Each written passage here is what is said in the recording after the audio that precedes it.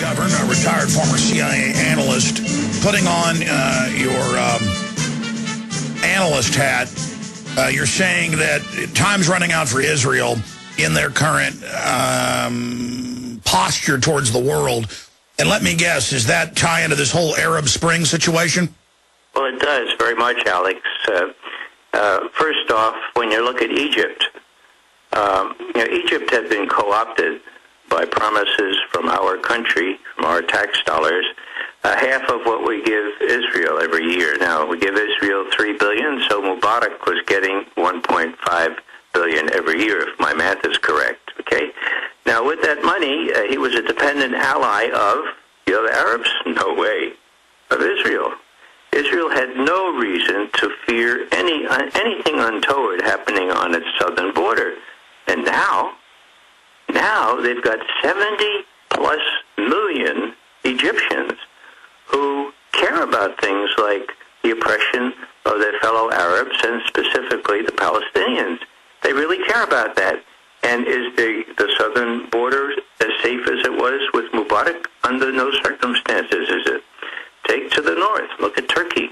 Well, because they killed 8 Turkish citizens during the attack on the flotilla last year, the Turks are in high dudgeon, as they should be. And their prime minister threatened to travel to Gaza later this month, and I'm not sure he will, but they are in a very bad relationship with Israel now, and they used to be very close. Greece, by the way, is a poor substitute in terms of Israel's strategic interests. Now, in addition to all that, they have a very insidious, very, very, very dangerous new tactic being employed by the Palestinians. It's called nonviolent civil disobedience, okay? We know it. It wasn't invented here. Gandhi pretty much furthered it, but Martin Luther King Jr. perfected it.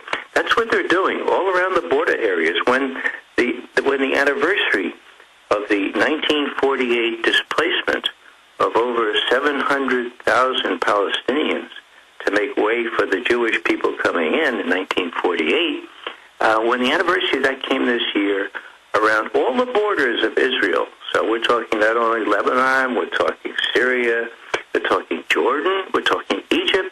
Along all those borders, there were the kinds of nonviolent demonstrations in which some people crossed over. The ones from Syria you already mentioned, and they got shot down a couple of days later when they were still around. So Israel's facing a situation now where they're going to have to compromise, where they're going to have to recognize that Palestinians have rights too, that they're not able to keep them in a perpetual state of servitude, and unless they do that, they will be more and more ostracized from the rest of the world, this divestment and so forth. Well, Ray, we're almost out of time. Clearly, the West was involved finagling, I guess, trying to control the revolution in Egypt. Now, Egypt has even expanded some of its crackdowns. Where do you see that going, and what hand did the U.S. government have, or the State Department, just briefly, in what went on in Egypt? Well, we watched very closely, and of course, when Mubarak left the scene, then our support for him left the scene. It was really pretty cynical. Now we have very few assets there. We do have long-standing ties with their intelligence service and their army, but whether those will be effective these days is anybody's guess. It'll take a period of turmoil, but when the election comes, I think it's next month, is it not? September? Yes. We'll know a lot more then. All right, Ray McGovern, thank you so much for speaking with us today. Look forward to talking to you in the future. You're most welcome, Alex.